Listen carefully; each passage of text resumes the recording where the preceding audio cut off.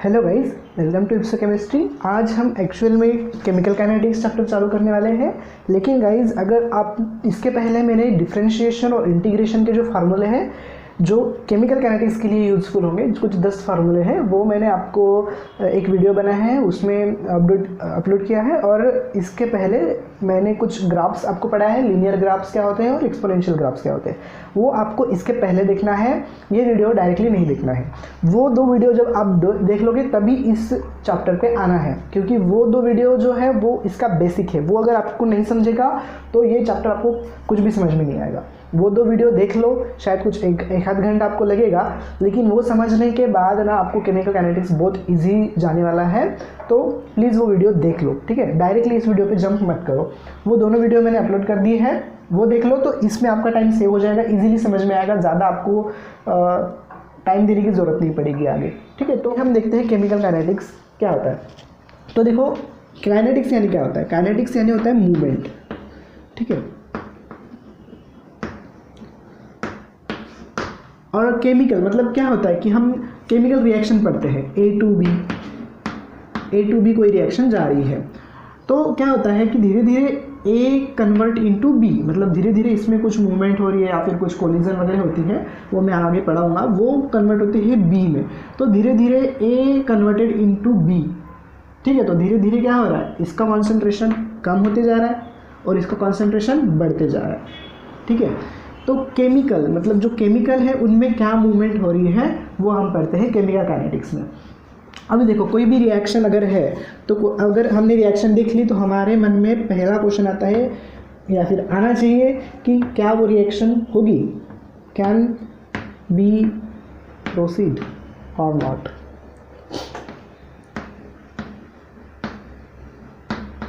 ठीक है। वो रिएक्शन होगी या नहीं होगी, ठीक है। अब दूसरा होगा कि कहाँ मतलब कब कितनी रिएक्शन होगी, extent of reaction, extent of reaction मतलब कहाँ तक होगी। मतलब शायद ये हम समझ लो इसका 1 kg ले लेते हैं, तो कितना भी मिलेगा उसमें से, शायद 0.5 kg या फिर 0.25 kg या फिर 1 kg, कितना मिलेगा। एक्सटेंट क्या होगा, 1 kg से पूरा 1 kg बन रहा है मतलब पूरी रिएक्शन हो रही है। 0.5 अगर बन रहा है मतलब आधी रिएक्शन हुई है। ऐसी कब होती है, जब रिएक्शन रिवर्सिबल हो। रिवर्सिबल मतलब A will be converted into B and B will be converted into A। तो इस टाइप में क्या हो सकता है, ये 0.5 और ये 0.5 ऐसे भी बन सकता है, या फिर ये 1 kg था इनिशियली, ये 1 kg था, ये 0 था, तो ये 0.5 kg, ये 0.5 kg बन सकता है। या फिर ऐसे हो सकता है कि ये 0.75 kg है और 0.25 kg है, ठीक है। ऐसे भी हो सकता है। तो इक्विलिब्रियम कब होता है, इक्विलिब्रियम जब दोनों का कॉन्सेंट्रेशन सेम हो जाता है। तो ये कुछ भी हो सकता है, शायद ऐसे देखोगे तो मतलब एक्सटेंट मतलब कहाँ तक रिएक्शन जाएगी। तो आपको ये पता होना चाहिए कि वो रिएक्शन रिवर्सिबल है या नहीं है, वो रिएक्शन प्रोसीड होगी या नहीं होगी। ये कुछ बातें हैं जो आपको पता होनी चाहिए, तभी आप निकाल सकते हो कि वो रिएक्शन एक्सटेंट मतलब कितनी होगी, ठीक है। और थर्ड जो होती है उसका रेट, मतलब वो रिएक्शन जो है वो क्या रेट से जाएगी, मतलब स्पीड ऑफ रिएक्शन भी बोल सकते हो, स्पीड ऑफ केमिकल रिएक्शन,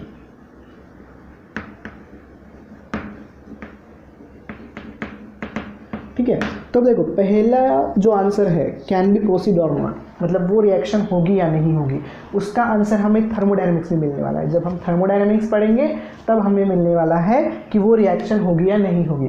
और थर्मोडायनेमिक्स में एक क्वांटिटी होती है डेल्टा जी, यानी गिब्स फ्री एनर्जी, उसको हम बोलते हैं गिब्स एनर्जी ऐसे बोलते हैं, या फिर फ्री एनर्जी ऐसे भी बोल सकते हैं, इसे उसका नाम है। और जब डेल्टा जी निगेटिव होता है तब रिएक्शन होती है। ये किससे पता चलेगा, थर्मोडायनेमिक्स से पता चलेगा। ये आपको याद रखना है, डेल्टा जी जब निगेटिव होगा तभी रिएक्शन प्रोसीड कर सकती है, मतलब वो तभी रिएक्शन वो होगी, वरना वो रिएक्शन नहीं हो सकती है, ठीक है। डेल्टा जी कैसे मिलेगा, डेल्टा जी का फार्मूला है निकालने का delta H minus T delta S, ठीक है। फ्री एनर्जी निकालने का ये फार्मूला है, ठीक है। ये होती है एंथैल्पी, ये होती है एंट्रोपी, ये है टेम्परेचर। तो इसको हम डिटेल में पढ़ने वाले हैं थर्मोडायनेमिक्स में।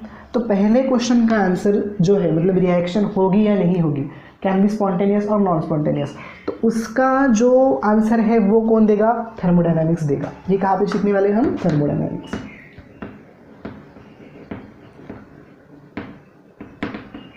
ठीक है, अब दूसरा क्वेश्चन है extent of reaction. Extent of reaction मतलब रिएक्शन कितनी होगी, 0.5 होगी या फुल कन्वर्ट हो जाएगी, शायद ये ऐसे भी हो सकती है, इसका 0 kg बन जाए और इसका पूरा 1 kg बन जाए, ऐसी भी हो सकती है।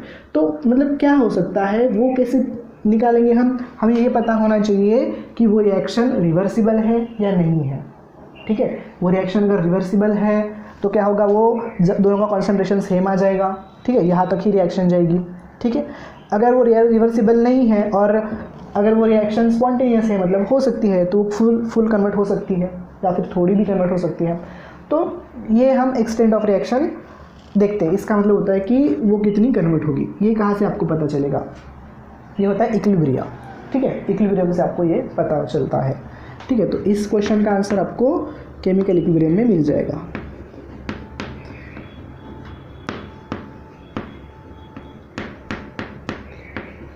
केमिकल इक्विलिब्रियम में मिल जाएगा इसका आंसर। अभी रेट ऑफ रिएक्शन जो है, रेट ऑफ रिएक्शन जो है मतलब वो रिएक्शन कितने स्पीड से होगी। ठीक है, जैसे आप देखते हो, मैं कुछ इवेंट्स बताता हूँ, देखो क्या सम रेट से होता है क्या, जैसे फूड का स्पॉइल होना, ठीक है, आयरन की रस्टिंग होना, ठीक है, डायमंड कन्वर्टेड इनटू ग्राफाइट, और एक अगर आपको पता है तो वाटर में अगर सोडियम डाल दे तो वो जल जाता है, वो एक रिएक्शन देख लो। तो देखो आप, ये वैरायटी ऑफ रिएक्शन है जिनका रेट अलग अलग है। ठीक है, अगर वाटर ले लो, वाटर में अगर सोडियम आप डाल देते हो मेटल, तो क्या हो जाता है, उसमें ब्लास्ट हो जाता है, मतलब वो जल जाती है, और उसके लिए आपको विद इन सेकेंड वो जल जाएगा। ठीक है, with in second, with in minute वो जल जाएगा जल्दी से। अगर आयरन की रस्टिंग देखते हो तो आप देख नहीं पाते हो कि आयरन कब रस्ट हो रहा है कब नहीं हो रहा है। ठीक है, जैसे जैसे उस पर वाटर आ जाता है, ऑक्सीडाइज हो जाता है, आयरन ऑक्सीडाइज हो जाएगा, धीरे धीरे वो रस्ट हो जाता है, तो हम देख नहीं पाते हैं। लेकिन हम उसको मॉडरेट में रख सकते हैं या फिर स्लो रिएक्शन में रख सकते हैं। ठीक है, तो रेट्स के हिसाब से ना हमने 3 कैटेगरी में रिएक्शन को डिवाइड किया है। पहला होता है फास्ट रिएक्शन, एक होते हैं मॉडरेट रिएक्शन, और एक होते हैं स्लो रिएक्शन। हम मॉडरेट रिएक्शन पढ़ सकते हैं इजीली। फास्ट मतलब ऐसी रिएक्शन जो बहुत जल्दी हो जाते हैं। ठीक है, जैसे अभी आपको बताया मैंने कि सोडियम और वाटर को अगर आप मिला लोगे तो ब्लास्ट हो जाएगा। दूसरा, अगर सॉल्ट है, ठीक है, सॉल्ट का बनाना है, जैसे AlCl3 बनना है,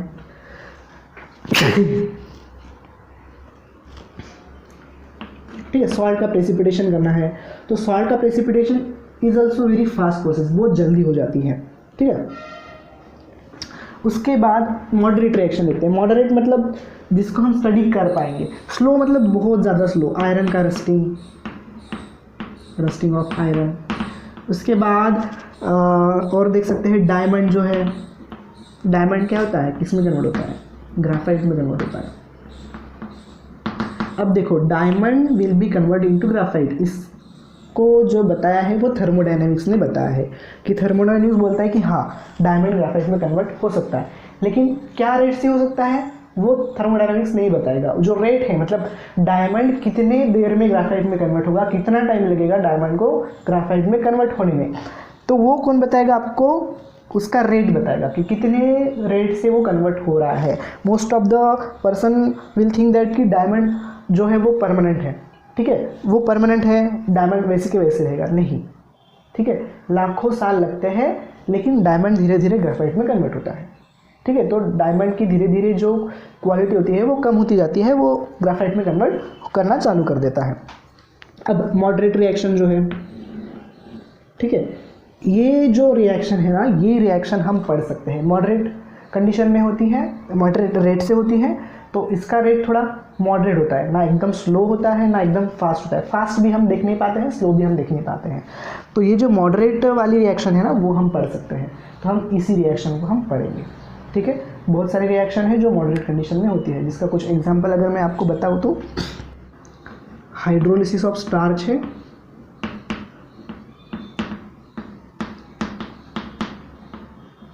ठीक है, या फिर इन्वर्जन ऑफ केन शुगर है,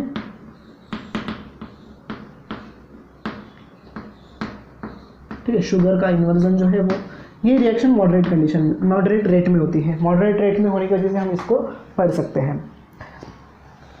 तो ये कुछ इंट्रोडक्शन है, ये आप याद रखिए। अब जब हमने रेट की बात की है तो रेट यानी क्या होता है, rate is same as a speed, rate और स्पीड सेम है, ये आप याद रखो। रेट यानी स्पीड होता है। अब देखो, अब जब हम फिजिक्स में पढ़ते हैं क्या करते हैं, फिजिक्स में कोई एक व्हीकल है समझो, ठीक है, एक व्हीकल है, ठीक है, और वो व्हीकल समझो जा रही है किसी स्पीड से, ठीक है, वो व्हीकल किसी स्पीड से जा रही है। अभी वो स्पीड मतलब वो व्हीकल ने जाना स्टार्ट किया है, यहीं से वो स्टार्ट हुई है, यहीं से स्टार्ट हुई है, मतलब उसने डिस्टेंस कितना कवर किया है, 0, ठीक है। अभी समझ लो वो कुछ 10 मिनट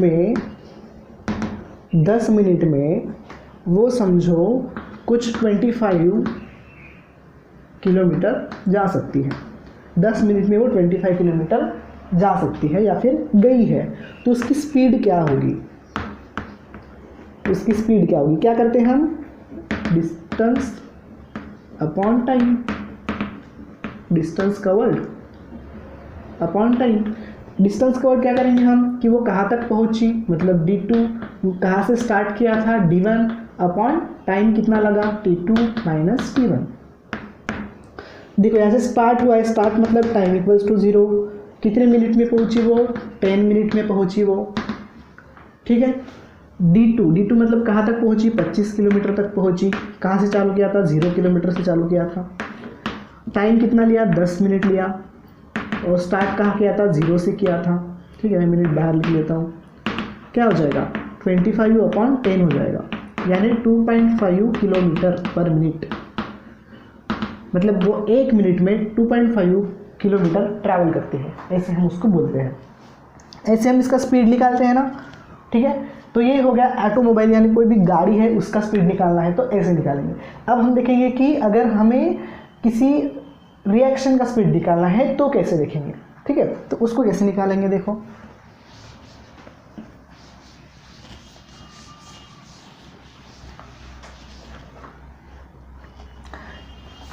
लेट से एक एग्जांपल ले रहा हूँ मैं कि रिएक्शन मैंने अभी चालू की है, A will be converted into B, ठीक है। और इसका मैंने कुछ कॉन्सेंट्रेशन लिया है, उसको मैं कुछ कॉन्सेंट्रेशन लिया है, मैं A0 से उसको इंडिकेट कर देता हूँ, ठीक है। A0 मतलब ए का कॉन्सेंट्रेशन, ये जो स्क्वायर है ना वो उसका कॉन्सेंट्रेशन इंडिकेट करता है। तो इसको हम पढ़ेंगे concentration of A at time equals to 0, concentration of A at time equals to 0, ऐसे हम उसको पढ़ेंगे। तो समझो मैंने ये कुछ 5 kg ले लिया है, एक्चुअली हम जो कॉन्सेंट्रेशन लेते हैं ना वो मोल पर लीटर ऐसे कुछ लेते हैं, ठीक है। तो आपके कन्वीनियंस के लिए मैं ये ले रहा हूँ, ठीक है। और समझो जब टाइम ये 0 था, क्योंकि अभी तो रिएक्शन चालू हुई है ना, t इक्वल्स टू 0, और समझो कुछ टाइम हो गया है 10 मिनट, 10 मिनट के बाद देख रहा हूँ तो ये A कन्वर्ट हो गया है B में, और इसका कुछ अमाउंट बचा है अभी भी, ठीक है। रिएक्शन पूरी नहीं हुई है, उसका कुछ अमाउंट बचा है, समझ लो 2 kg कुछ बचा है, और B 3 kg का कन्वर्ट हो चुका है। अभी आपको ये डाटा दिया है कि जब टाइम 0 था, मतलब रिएक्शन चालू की थी, तो इनिशियल कॉन्सेंट्रेशन ए का कॉन्सेंट्रेशन जो हमने लिया था वो 5 kg लिया था। उसके बाद जब टाइम 10 मिनट हो गया तो ए का कॉन्सेंट्रेशन कितना बचा, यहाँ पे मैं टी लिख लेता हूँ, मतलब एट गिवन टाइम, मतलब 10 मिनट दिया है ना, एट गिवन टाइम। तो at given time concentration of A जो बचा है वो 2 kg बचा है, और बी में जो कन्वर्ट हुआ है वो 3 kg में वो कन्वर्ट हुआ है। तो अभी इसका रेट कैसे निकालेंगे, रेट यानी क्या होता है, स्पीड। स्पीड का फार्मूला क्या था, स्पीड का फार्मूला था डिस्टेंस कवर्ड अपॉन टाइम, इसको ही हम बोलते थे d2 minus d1 upon t2 minus t1। ये भी वही है, स्पीड रेट सेम है, ये भी हमको टाइम के रिस्पेक्ट में मेज़र करना है, ठीक है। लेकिन यहाँ पे डिस्टेंस थोड़ी मेज़र करेंगे, यहाँ पे हम क्या मेज़र करेंगे, कॉन्सेंट्रेशन मेज़र करेंगे, ठीक है। यहाँ पे हम कॉन्सेंट्रेशन मेज़र करेंगे। तो कॉन्सेंट्रेशन कैसे मेज़र करेंगे, एट टाइम t कितना था माइनस इनिशियली कितना लिया था हम ना, है ना, वैसे करते थे ना। हमने D2 यानी क्या होता था कि कितना डिस्टेंस उसने कवर किया है, D1 यानी क्या होता था कहाँ से वो चालू हुआ है, अपॉन T2 माइनस T1। इसको ही हम DA अपॉन DT ऐसे भी लिख सकते हैं। D क्या करता है, D मतलब क्या होता है उन दोनों में डिफरेंस, ये डिफरेंस है ना वो होता है T2 माइनस T1, मतलब उसका हम डिफरेंस ले रहे हैं, तो हो ऐसे हम उसको लिख सकते हैं। देखो क्या होगा, 80 कितना बचा, 2 kg बचा, कितना था 5 kg था। T2 कितना था, मतलब टाइम 10 मिनट, कब चालू हुई थी, 0 मिनट में चालू हुई थी।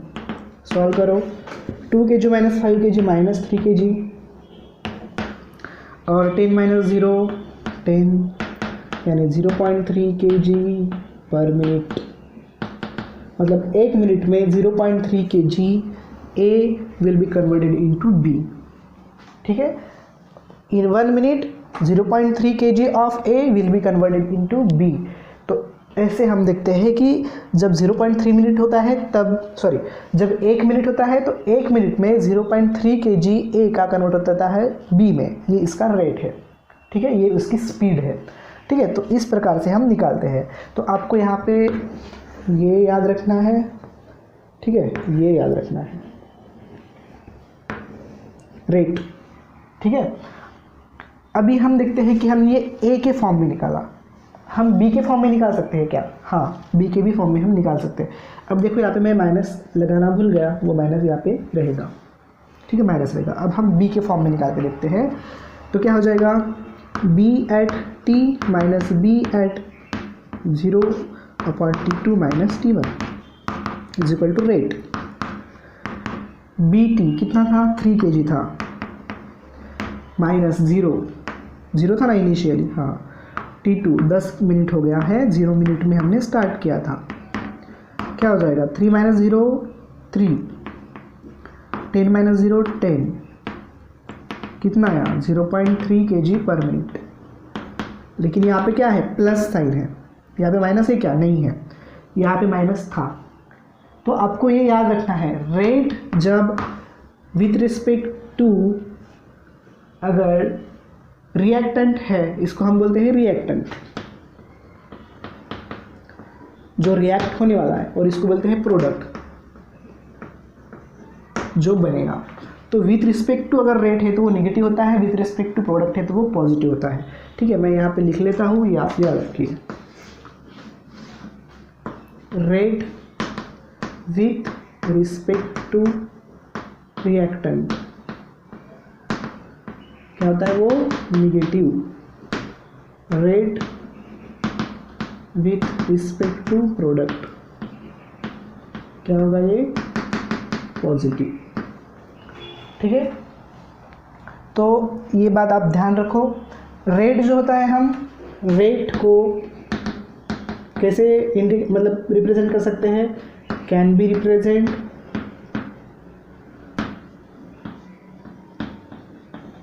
in the form of reactant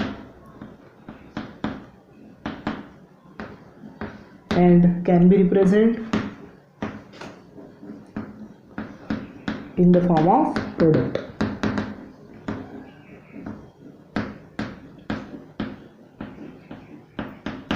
ठीक है, तो देखो रेट को आप रिएक्टेंट के फॉर्म में भी या फिर रिएक्टेंट के हिसाब से भी डिसाइड कर सकते हो, या भी प्रोडक्ट के हिसाब से भी डिसाइड कर सकते हो।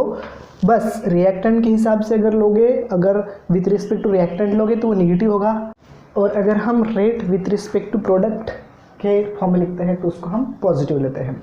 इसीलिए इसको हम जब बोलते हैं ना, तो रेट विथ रिस्पेक्ट टू अगर रिएक्टेंट लिख रहे हो ना, तो रेट ऑफ डिसअपियरेंस ऐसे भी बोलते हैं, और rate with respect to product लिख रहे हो तो उसका बोलेंगे rate of appearance of product, ऐसे भी हम उसको बोल सकते हैं। ठीक है, अभी हम उसको थोड़ा अच्छे से देखते हैं।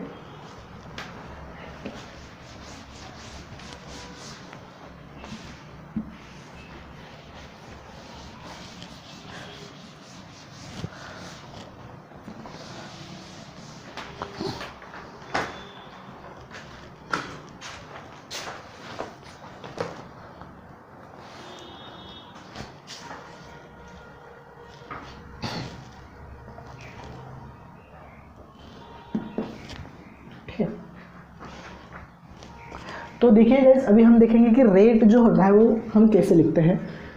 इसको मैं R टेंस टू P ऐसे भी लिख सकता हूँ, ठीक है। मतलब मोस्ट ऑफ द बुक में A गिव्स टू B या फिर R गिव्स टू P ऐसे ही लिखा होता है। R का मतलब होता है रिएक्टेंट और P होता है प्रोडक्ट, ठीक है। अभी हमने देखा कि रिएक्टेंट के रिस्पेक्ट में लिखोगे तो वो रेट जो होता है वो नेगेटिव होता है रेट, ठीक है। इसलिए हम इसको क्या बोलेंगे, rate of disappearance of reactant. और यहाँ पे देखो क्या होता है, रेट पॉजिटिव होता है, इसीलिए इसको बोलेंगे rate of appearance of product, ठीक है। उसके फार्मूले क्या आ जाएंगे, देखो इसको लिखेंगे हम डिक्रीज इन कॉन्सेंट्रेशन, क्योंकि क्या होता है विथ रिस्पेक्ट टू टाइम इसका कॉन्सेंट्रेशन कम होता है, इसका कॉन्सेंट्रेशन बढ़ता है। So decrease in concentration of reactant upon time taken. Product के फॉर्म में लिखोगे तो क्या होगा, increase in concentration of reactant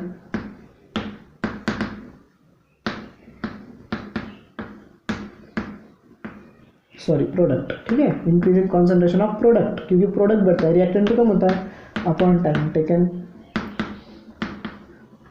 ठीक है। इसी को हम कैसे लिख सकते हैं, मैंने बोला था आपको लिख के दिया था, D A upon D T ऐसे लिख सकते हैं।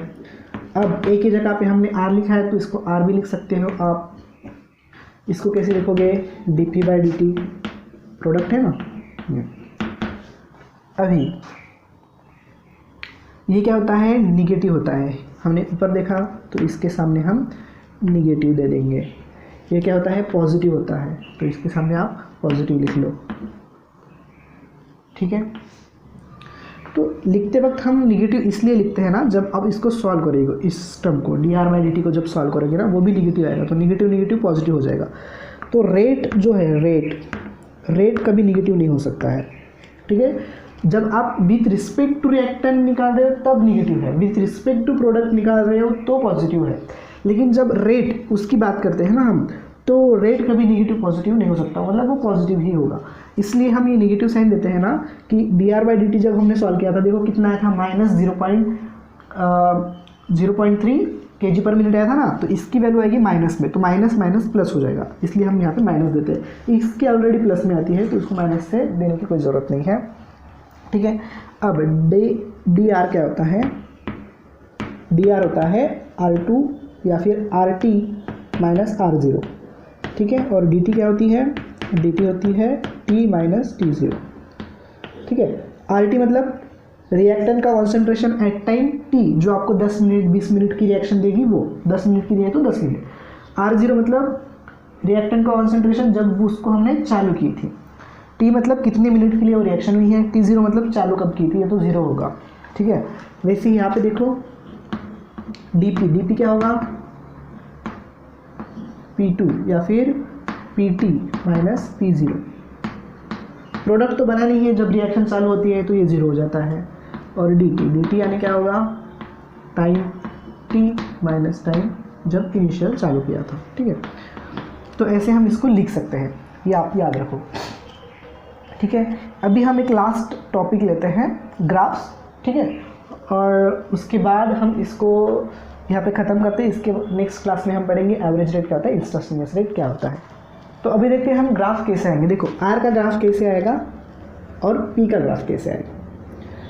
अब मुझे बताओ with respect to time R क्या हो रहा है, डिक्रीज हो रहा है ना, और वो डिक्रीज इस तरह से होगा, मतलब कुछ उसकी पहले वैल्यू होगी, जैसे हमने इसका 5 kg लिया था फिर वो कम हो गया था ना, तो धीरे धीरे रिएक्टेंट की कॉन्सेंट्रेशन डिक्रीज होती है, ठीक है। यहाँ पे रिएक्टेंट का कॉन्सेंट्रेशन है, यहाँ पे टाइम है, ठीक है। और प्रोडक्ट का क्या होता है, प्रोडक्ट तो पहले 0 हो जाता है, पहले तो कुछ रहता नहीं है, लेकिन विथ रिस्पेक्ट टू टाइम वो इंक्रीज होता है, ठीक है। ये प्रोडक्ट का कॉन्सेंट्रेशन धीरे धीरे वो इंक्रीज होगा, ये टाइम, ठीक है। तो ये ग्राफ आप याद रखो, प्रोडक्ट का ये है, रिएक्टेंट का ये है, ठीक है। रिएक्टेंट धीरे धीरे डिक्रीज होगा, प्रोडक्ट धीरे धीरे उसका कॉन्सेंट्रेशन इंक्रीज होगा, ठीक है। अभी ये हो गया। इस ग्राफ से ही आपको निकालना होता है कि इंस्टास्टेनियस रेट क्या होता है, एवरेज रेट क्या होता है, वो हम अगली क्लास में पढ़ने वाले हैं। अभी एक छोटा सा टॉपिक है यूनिट ऑफ रेट। रेट का यूनिट क्या होगा। रेट का फार्मूला क्या लिखा था हमने, dr/dt माइनस रिएक्टेंट के है तो, और dv/dt अगर वो प्रोडक्ट के फॉर्म में है तो dp/dt, ऐसे हमने लिखा था। अब ऊपर में क्या है, कॉन्सेंट्रेशन है। कॉन्सेंट्रेशन हम कैसे निकालते हैं, मोल पर लीटर, मोल पर लीटर ऐसे, और dt मतलब टाइम, टाइम हम किस में मेजर करते हैं, सेकेंड में। ठीक है, क्या हो जाएगा ये, मोल, लीटर नीचे आ जाएगा, लीटर सेकेंड। इसी को हम लिख सकते हैं मोल पर लीटर, तो इसको हम ऐसे लिख सकते हैं पर सेकेंड। ठीक है, so this will be the unit for rate. ठीक है, rate of reaction, this will be the unit of rate of reaction. तो ये रेट का यूनिट तब है जब आपको रिएक्टेंट जो है वो लिक्विड है, लीटर है ना। अगर आपको गैस दिया है तो इन गैस, अगर आपको गैस दिया है तो क्या होता है, तब हम गैस हम प्रेशर में मेज़र करते हैं, तो तब कॉन्सेंट्रेशन जो टर्म होती है ना वो एटमॉस्फेयर से हम उसको रिप्लेस कर देते हैं, तो वो हो जाएगा एटमॉस्फेयर पर सेकेंड। ठीक है, ये याद रखना है। अगर गैस है तो एटमॉस्फेयर पर सेकेंड है, अगर वो लिक्विड है, ठीक है, तो वो मोल पर लीटर पर सेकेंड है। ठीक है, तो इतना आप याद रख लीजिए। इसके बाद के क्लास में हम देखने वाले हैं एवरेज रेट क्या होता है, इंस्टास्टेनियस रेट क्या होता है। अगर आपको केमिकल काइनेटिक्स समझ में आ रहा है तो आप कमेंट सेक्शन में बता सकते हो। ठीक है, और अगर आपको किसी भी पार्ट में इसमें समझ में नहीं आ रहा है या कुछ आपको दिक्कत जा रही है तो वो भी बता सकते हो। ठीक है, मैं कमेंट पढ़ता हूँ और उसमें से आपको जो भी डाउट होगा ना उसको मैं सॉल्व कर दूंगा। अगला जो भी टॉपिक लूँगा मैं, उसके पहले जो आपका अगर कुछ क्वेरी है या फिर कुछ आप में डाउट में है तो वो पहले मैं सॉल्व करूँगा, उसके बाद ही नेक्स्ट टॉपिक में चालू करूँगा। ठीक है, thank you for watching my videos.